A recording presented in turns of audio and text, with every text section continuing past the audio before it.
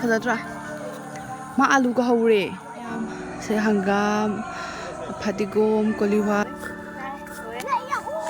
ꯍꯋꯥꯏꯅꯤ ꯃꯌꯥꯝ ꯐꯖꯔꯦ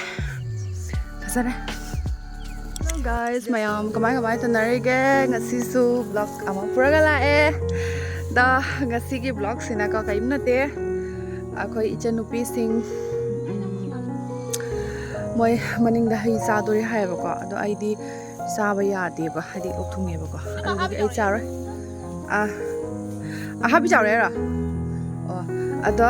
moi cha do ni da aina video ka pala ini plus अखोई स्वाइस की गार्डन खर से से टूर तौरुगे हेदने इचनुपी गा हाइदी बोरा मपान हो चलु से हैना लाइने बको अदो मयाम सुमिंग मिना से हजिकटी गार्डन मतमिना गार्डन खरा तोयरनी को हंदक से अतनी मयाम यंग मिना से एगी वीडियो से लाइरे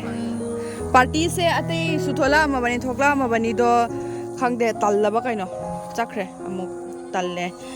सदा लेबू में तोबा लेबू में तो अदुदैदी लेबू आई सॉरी लेबू नते कमला अदुगैगी सिजना अहाबी चादबा आदैसना खोइ नेमबो फिबम याम थीरी इदेबो कैनो तौरी कै हाय आइदैनो आइदी कोलिवाई खरा सिएबको मरक्ता अदुदो यालेने हाइदी कै हाय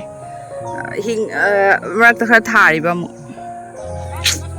अदुदा सारेने आइदी सॉरी हिंगोलानी आइसु लंबी लमांग काय मासे मोय मो आइसु चारानी मयाम थुमिया जामनो नि मोरोजा मुंगा मतेरो आवा matay na di mayam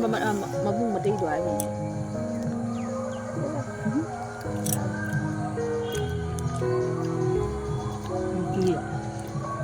Beki do beki okay ha wang ni na ai sang ni kom daw ni na tali ka bin yari be ma charo fazare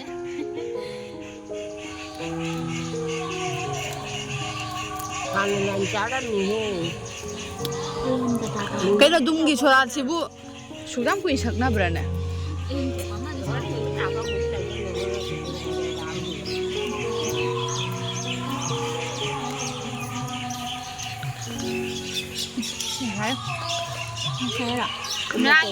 Char mua có số lượng lắm sudah hafal cuma hafal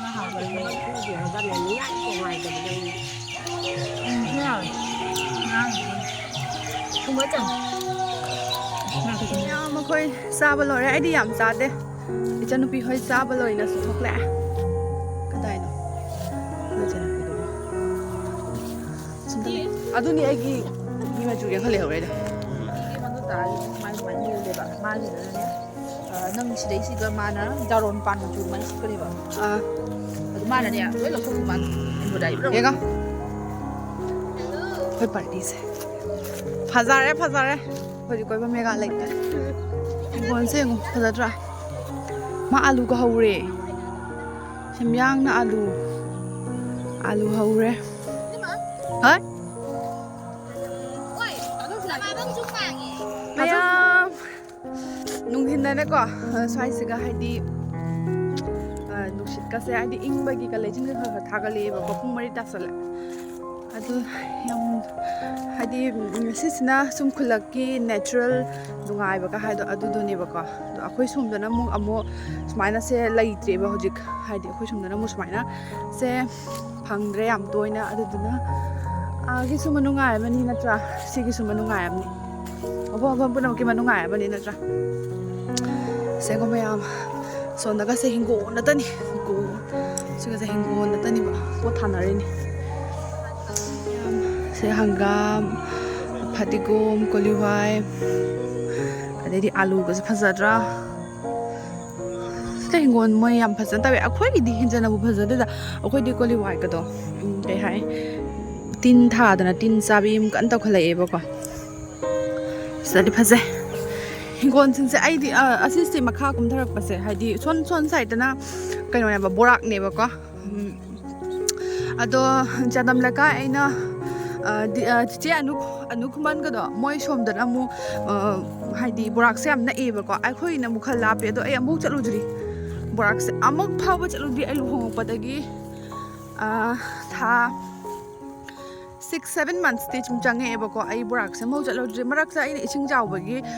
tholak e ba ko tholak pa do su borak se phang de ba labuk lum da gi dum hal le ba ko adani oi mai yeng ne mayam labuk ta sida san ga punari se bera ka khana da bini direct open ni thana bi mai gi thok pa sida huran bi su leina da bra kano boli wai ka pa le lei sat le mayam yeng phaja green ni ba pura slai ga sale ko li wai phaja rest tra khoi gi namo lei ka sa cha dri da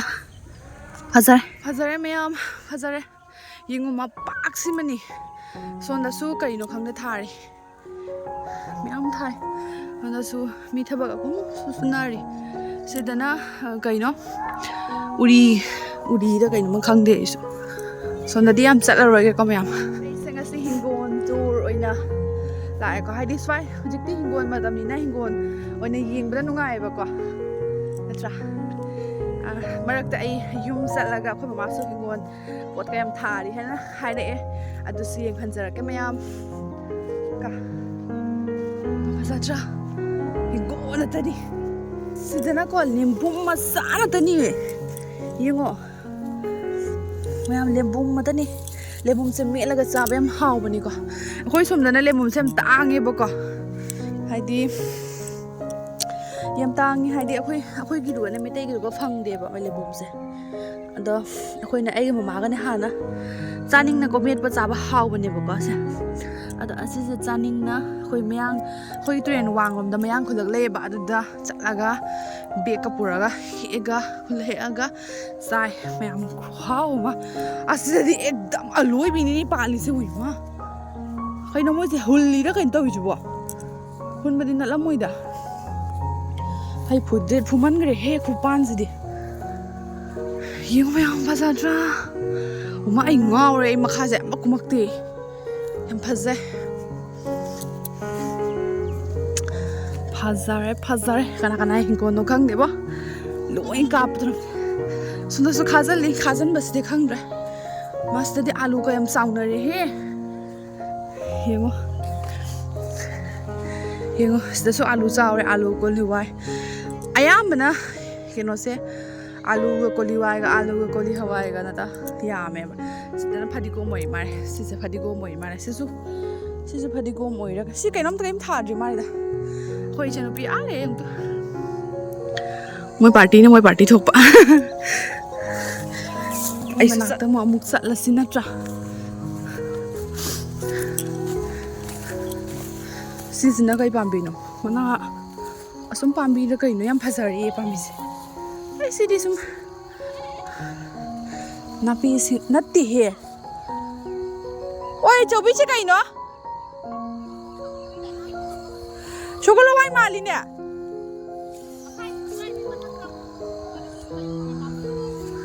asidi khangre asidi chokola wai ni ai kai khali si chokola wai na tani kai to bi bo ma phajai ma pa oi ma ngawre higon sidi oi ma khu phaja ma ado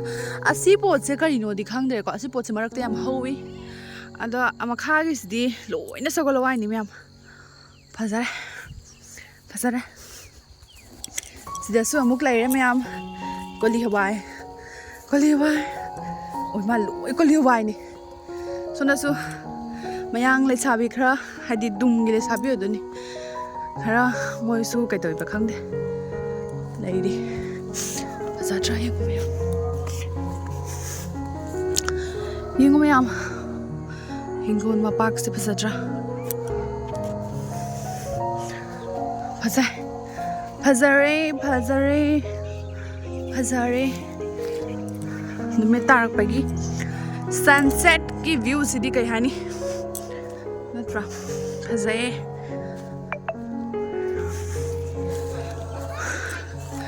ying mo yam borak ni fazadra boraki ason side sina kai khunno chawi son side kai khunno khang de janan la kai du si khun jini phangi no side ta borak wa ngai se moi suna su sabji yong sabji je mayam thai ado pung mari hen salami ni minta salami na pot se yam u phang dre asis na water tanki kan mani oi ma nang chalu na dra ai chalu dre sida mo na dibula aha ai no mai pura kan no sura tri na mo la dre da ma ti gi la ga chalena sa jorok tri Fajaba Yam Leire nuoi du gai ni chalui do nong chu na khak sin salak pa do ma piti chakre mo ngam ja dre sing 2021 gi sing ni chaw oi makha da hingon thai tu ra ba chawi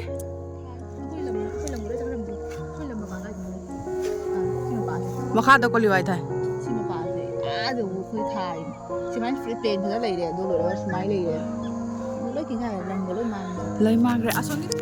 ส่วนกี่เซship kai hai ni si se ai ju khang dre pasana sondagi burak te la leine bako sondagi si se la laga baskandi ga chatpa ka ya bane hai de khoi nu pa thabak sap matam da sidai chatle bas de la laga already sidai karai maram chatlaga baskandi phawraga adum town ga chapa ya bako sidai na kharna e hai di thong la laga ko tani video reels karikra loin ka pasu lore ado akhoi jan bi so mang chakre bako ado ni non thang su ta sele hai se pung 4:30 piti pung ga ta re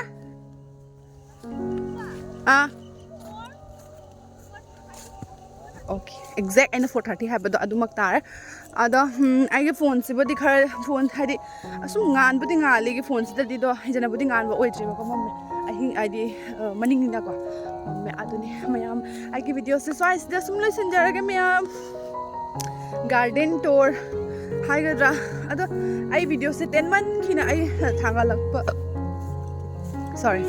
thangalakpa tallagadi thagazara roi ado tandragadi thangazara ge ka adi ti le haina mayam judge to bini ba ko I give video se asum yang view